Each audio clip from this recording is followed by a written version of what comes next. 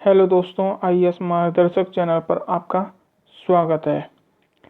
अभी तक हम कक्षा 6 की एनसीईआरटी में चैप्टर 5 में जैव मंडल को देख रहे थे और जैव मंडल के ये 3 घटक हैं: स्थल मंडल, वायुमंडल, जल मंडल, जिसमें हमने अभी तक स्थल मंडल और जल मंडल को देख लिया है।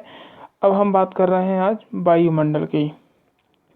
तो जैव मंडल इन तीनों घटकों का सम्मिलित समूह है। ये देखिए, एक डायग्राम है। ये स्थल मंडल है, ये वायुमंडल है, जल मंडल है। ये तीनों जहाँ मिलते हैं वो उस क्षेत्र को जैव मंडल कहते हैं। ठीक है, अब हम बात करते हैं आज वायुमंडल की। वायुमंडल पृथ्वी के चारों ओर गैस की एक परत है जिसे वायुमंडल कहते हैं। वायु की यह एक पतली परत है जो इस ग्रह का अटूट भाग है। ठीक है, यानी कि हमारा जो वायुमंडल है वो हमारी पृथ्वी का एक अटूट भाग है जो हमारी पृथ्वी से अलग नहीं हो सकता। ये वायुमंडल हमें ऐसी वायु प्रदान करता है जिससे हम सांस ले सकते हैं, यानी हमें जीवनदायी वायु प्रदान करता है और सूर्य की कुछ हानिकारक विकिरणों से भी हमें बचाता है। तो आप समझ ही गए होंगे कि ये किसकी बात कर रहा है। तो ये पराबैंगनी किरणें, एक्स किरणें और जो सूर्य से हानिकारक किरणें आती हैं, ये उसकी बात कर रहा है। और सांस लेने वाली जो गैस है उसके बारे में भी आप समझ गए होंगे कि हम ऑक्सीजन की बात कर रहे हैं, कि हमें ऑक्सीजन, वायुमंडल से ही हमें ऑक्सीजन प्राप्त होती है। हमारा जो वायुमंडल है वो लगभग 1600 किलोमीटर की ऊंचाई तक फैला हुआ है। वायुमंडल को जो है घटकों, तापमान व अन्य आधारों पर 5 परतों में विभाजित किया गया है। ये 5 परतें कौन कौन सी हैं, इनको हम आगे देखेंगे। तो आप इसको समझिए, वायुमंडल को घटकों, तापमान व अन्य आधारों पर विभाजित किया गया है। तो अन्य आधारों के बाद 5 भागों में इसको 5 लेयर में डिवाइड किया गया है। इन परतों को पृथ्वी की सतह से ये शुरू करते हुए पहली कौन सी होगी, क्षोभ मंडल, फिर समताप मंडल, फिर मध्य मंडल, आयन मंडल और बहिर्मंडल। यानी कि अगर हम धरती की सतह से ऊपर की ओर जाएंगे आकाश में, तो सबसे पहले हमें क्षोभ मंडल मिलेगा, फिर उसके बाद समताप मंडल मिलेगा, फिर मध्य मंडल मिलेगा, फिर आयन मंडल मिलेगा और फिर बहिर्मंडल मिलेगा। अब हम आगे बात करते हैं। ये देखिए, सबसे पहले हम अपने जो वायुमंडल है उसमें कौन कौन सी गैसें हैं, वो उनकी क्या मात्रा है, इसके बारे में बात करते हैं। तो हमारे वायुमंडल में सबसे ज़्यादा नाइट्रोजन है, ये है 78.08% या प्रतिशत। ठीक है, उसके बाद दूसरी सबसे बड़ी गैस है ऑक्सीजन, जो 20.95% है। उसके बाद फिर तीसरी सबसे ज़्यादा जो गैस है हमारे वायुमंडल में है वो है ऑर्गन। ये ऑर्गन जो है ऑर्गन है, और ये ऑर्गन के बाद फिर जीनोन है, जीनोन के बाद फिर नियॉन है, नियॉन के बाद हाइड्रोजन है, हाइड्रोजन के बाद फिर हीलियम है, हीलियम के बाद फिर क्रिप्टॉन है, और क्रिप्टॉन के बाद है कार्बन डाइऑक्साइड। तो ये क्रम में सेट है कि कौन सी गैस सबसे ज़्यादा है, नाइट्रोजन, फिर ऑक्सीजन, और तीसरी सबसे बड़ी गैस है ऑर्गन। ठीक है, organ, xenon, neon, hydrogen, helium, krypton और कार्बन डाइऑक्साइड, ये बहुत ही अल्प मात्रा में हमारे वायुमंडल में पाई जाती हैं, जिसमें से ऑर्गन, जीनोन, नियॉन और हीलियम और क्रिप्टॉन, ये जो गैसें हैं ये अक्रिय गैसें हैं। ये हमारे वायुमंडल का एक डायग्राम है जो मैंने आपको बताया था कि अगर हम यहाँ से, ये हमारी पृथ्वी है और ये हमारा प्यारा भारत है, और यहाँ से हम ऊपर की ओर जाते हैं तो ऊपर से ये हमारी जो है ये है क्षोभ मंडल, ट्रोपोस्फियर इसको बोलते हैं, क्षोभ मंडल। और क्षोभ मंडल, और ये जो क्षोभ मंडल ये ध्रुवों पर इसकी जो ऊंचाई है वो है लगभग 8 किलोमीटर। और अगर इसको भूमध्य रेखा से हम ऊपर की ओर जाते हैं तो हमें ये लगभग 18 किलोमीटर ऊंचा है। और इसका औसतन ये जो है 13 किलोमीटर है। तो 13 जो क्षोभ मंडल की सीमा है इसको क्षोभ सीमा कहते हैं। ठीक है, यहाँ से इसके बाद समताप मंडल शुरू हो जाता है। अब क्षोभ मंडल जो है, क्षोभ मंडल हमारे पृथ्वी पर जो भी एक्टिविटी होती है वायुमंडल में या मौसम में, वो सभी इसी लेयर के अंदर होता है। यानी कि बादल बनना, बादल बनने के अलावा बरसात होना, बरसात के अलावा जो बरसात के अलावा आंधी तूफान जो भी है वो सब इसी लेयर में होती है। अब इन लेयरों को हम एक एक करके समझने से पहले एक चीज़ आपको बता देता हूँ। ये जो लेयरों का डिवाइडेशन किया गया है, निर्धारण किया गया है, ये निर्धारण किया गया है तापमान के आधार पर। सॉरी, ये नहीं है, ये जो निर्धारण किया गया है तापमान के आधार पर। ठीक है, यानी कि ये वाला हिस्सा है, इस वाले हिस्से में तापमान, हम अगर ऊपर से नीचे की ओर जाएंगे तो तापमान में कमी आएगी। ठीक है, उसके बाद ये है समताप मंडल, स्ट्रेटोस्फीयर। और इस जो लेयर है या इस मंडल में तापमान सामान्यतः स्थिर होता है लेकिन बढ़ता है। नीचे से अगर हम ऊपर की ओर जाएंगे, यानी कि यहाँ से क्षोभ सीमा से समताप सीमा की ओर जाएंगे तो तापमान में वृद्धि होगी। ठीक है, तो यह है समताप मंडल है। और यहाँ पे ये जो मंडल है शांत रहता है। इसी कारण से इस मंडल में वायुयानों के लिए एक अनुकूल वातावरण उपलब्ध कराता है। उसके बाद समताप सीमा जो है, समताप सीमा से ऊपर है मध्यमंडल। मध्यमंडल जो है सामान्यतः इसमें उल्कापिंड वगैरह रहते हैं, लेकिन इसमें फिर तापमान गिरना शुरू हो जाता है। ठीक है, और यहाँ से तापमान गिरने के बाद फिर मध्य सीमा तक तापमान गिरता रहता है, कम होता जाता है, माइनस में तापमान पहुँच जाता है। फिर यहाँ पे है थर्मोस्फेयर। और थर्मोस्फेयर इसको हम सामान्यतः आयन मंडल भी कहते हैं। आयन मंडल, यहाँ पे इस मंडल में भी तापमान फिर बढ़ना शुरू हो जाता है। अब इसको यहाँ से बढ़ना शुरू होता है और फिर ये तापमान बढ़ता ही चला जाता है। अब आप इसको एक चीज़ इसमें नोटिस की होगी आपने, समताप मंडल में तापमान घटा, मध्य मंडल में तापमान घटा, लेकिन क्षोभ मंडल में तापमान घटा और मध्य मंडल में तापमान घट रहा है। लेकिन समताप मंडल में, आयन मंडल में और बहिर्मंडल में तापमान बढ़ रहा है। ठीक है, और अभी तो बढ़ रहा है। इसके अलावा समताप मंडल में एक लेयर पाई जाती है, बेहद ही खास लेयर है, यह है ओजोन लेयर। ओजोन लेयर जो पराबैंगनी किरणों से हमारी रक्षा करती है। ठीक है, अब इसमें आप देख रहे होंगे ये है कारमेन लाइन। कारमेन लाइन ये है क्या? कारमेन लाइन सीधी सी लाइन है जो हमारा हर देश के का एक जो एयर क्षेत्र होता है, वायुमंडलीय वायु क्षेत्र, ये उसकी सीमा को दर्शाता है। ये कारमेन साहब थे, इन्होंने बताया है,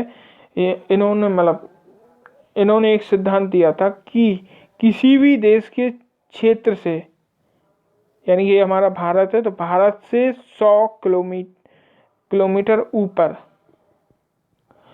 तक जो भी क्षेत्र होगा उस पर भारत का अधिकार होगा, लेकिन 100 किलोमीटर से ऊपर का जो क्षेत्र होगा वो पूरी दुनिया के लिए होगा। ठीक है, तो इस लाइन को कहते हैं कारमेन लाइन। ठीक है,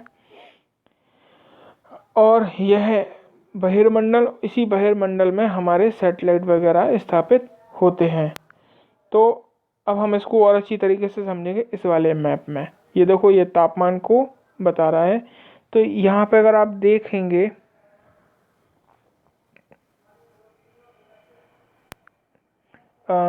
एक मिनट, यहाँ पे आप देखिए, ये है टेम्परेचर ग्राफ और ये है ऊंचाई। ये है 0 से 20 किलोमीटर, ये है 15 किलोमीटर या 13 किलोमीटर, हम इसको मान लेते हैं, औसतन 13 है। और ये है क्षोभ मंडल, ये क्षोभ सीमा है। यहाँ पे आप देखिए तो यहाँ पे तापमान घट रहा है, ठीक है। उसके बाद ये है क्षोभ सीमा, यहाँ पर तापमान थोड़ी देर के लिए स्थायी हो जाता है, फिर क्षोभ सीमा से ऊपर की ओर जाने पर तापमान बढ़ता है। ये देखो -50 से ऊपर की ओर हो रहा है और 0 डिग्री के आसपास पहुंच रहा है तापमान, यानी कि तापमान में वृद्धि हो रही है। फिर तापमान थोड़ी देर के लिए स्थिर हो जाता है। यह है समताप सीमा, समताप सीमा के पास। उसके बाद फिर तापमान में गिरावट होने लगती है, तापमान में गिरावट हुई, फिर ये मध्य सीमा पर आकर तापमान थोड़ी देर के लिए स्थिर हो जाता है, थोड़ा टाइम के लिए। उसके बाद फिर तापमान एकदम इसमें वृद्धि होती जाती है। और ये वृद्धि क्यों होती है? क्योंकि इसके कारण हैं। एक कारण तो ये है कि ये ऊपर वाली जो लेयर है, ऊपर वाली लेयर है जो, यानी कि बहिर्मंडल, ये बिल्कुल अंतरिक्ष में स्थित है, यानी अंतरिक्ष और पृथ्वी के वायुमंडल का संक्रमण क्षेत्र है। तो सामान्यतः ये भी अंतरिक्ष में ही हम अंतरिक्ष भी बोल सकते हैं इसको, ठीक है। यहाँ पर सूर्य के तापमान का प्रभाव ज़्यादा रहता है, तो यहाँ पर तापमान ज़्यादा रहता है, क्योंकि यहाँ पर जो सौर लेयर चल रही हैं उनके प्रभाव के कारण अंतरिक्ष का तापमान ज़्यादा रहता है, तो इसलिए इस वाले वायुमंडल का तापमान भी ज़्यादा रहता है। अब हम बात करते हैं इस लेयर की और इस वाली लेयर की, यानी कि समताप मंडल की और आयन मंडल की। तो पहले हम बात करते हैं समताप मंडल की। समताप मंडल में आपको पता है कि ओजोन है। ओजोन किस विकिरण को रोकती है? ओजोन यूवी को रोकती है। तो यूवी को रोकती है, यानी कि इसको रोकेगी तो यूवी में जो एनर्जी है वो एनर्जी कहाँ जाएगी? तो वो एनर्जी यहाँ जो तापमान में वृद्धि देख रहे हो आप, वो यूवी की एनर्जी ही है, जिसको रोकने के बाद वो एनर्जी यहाँ पर तापमान के रूप में हमें दिखाई देती है। उसके बाद है यहाँ आयन मंडल में आ जाओ। आयन मंडल में यहाँ पे है, आयन मंडल में गामा रे और एक्स रे ये दोनों आती हैं सूरज से, और आयन मंडल और बहिर्मंडल इनको ही रोकता है। तो यहाँ पर गामा रे रोकी, सबसे पहले गामा आती है, सबसे पहले गामा को रोकते हैं, तो गामा की जो एनर्जी है वो यहीं पे रोक दी जाती है। तो इसलिए एक तो गामा की एनर्जी है, साथ में ही जो सूरज से सौर पवन चल रही होती हैं उनकी वजह से भी यहाँ पर तापमान में वृद्धि होती है। तो ये दो कारणों की वजह से इस वाली लेयर में तापमान ज़्यादा होता है। अब आते हैं आयन मंडल में। आयन मंडल में तापमान क्यों ज़्यादा होता है? एक्स रे आती है, एक्स रे को आयन मंडल रोकता है, और इसकी वजह से जो एक्स रे में जो एनर्जी होती है वो एनर्जी तापमान के रूप में इस मंडल में दिखाई देती है। तो इसलिए इस मंडल में तापमान बढ़ता है, मतलब नीचे से ऊपर की ओर जाने पर तापमान बढ़ता है। इन दोनों मंडलों में तापमान बढ़ने की वजह से, तापमान में वृद्धि होने की वजह से इस आयन मंडल और बहिर्मंडल इन दोनों को संयुक्त रूप से तापमंडल कहते हैं, ठीक है। अब इसमें अभी हमने देखा था, इसमें एक हमारे जो वायुमंडल के घटक, इसमें घटक की बात की थी कि घटक के आधार पर भी जो वायुमंडल है उसको विभाजित किया जाता है। तो इसमें मैं बता देता हूँ इसमें है क्या। ये घटक में जो हमारा वायुमंडल है इसमें लगभग 80 किलोमीटर तक जो वायु है, अगर हम उसका कोई भी हम मान लो 1 ग्राम वायु लें या 1 लीटर वायु लें या 1 टन भी लें, तो उसमें जो हमारी गैसेस हैं उनका जो अनुपात है वो हमेशा हमें समान अनुपात में मिलेगा, ठीक है। और 80 किलोमीटर से अगर हम ऊपर जाके वायु का सैंपल लेते हैं, ठीक है, तो हर उसमें वायु की जो अनुपात है, वायु के कणों का जो अनुपात है वो अलग होगा। यानी कि अगर हम इसमें से लेंगे तो इसमें हमें हर उसमें सैंपल में 78% नाइट्रोजन मिलेगी, 20% हमें ऑक्सीजन मिलेगी, और जो भी अन्य हैं उनके भी हमें सैंपल उनके प्रतिशत के अनुपात में ही हमें इस पूरे सैंपल के अंदर मिलेंगे। लेकिन अगर यहाँ लेते हैं तो यहाँ पर हमें गैसों के भार के अनुसार लेयर बनी हुई मिलती हैं। तो एक ये भी वायुमंडल का विभाजन है या बोल सकते हैं संरचना है। ठीक है, तो जब वायुमंडल को हम डिटेल से पढ़ेंगे उस वक्त इसको भी हम और डिटेल से देखेंगे। तो अभी आपको हमने बता दिया घटक के आधार पर वायुमंडल का जो संरचना है वो इसी प्रकार से है।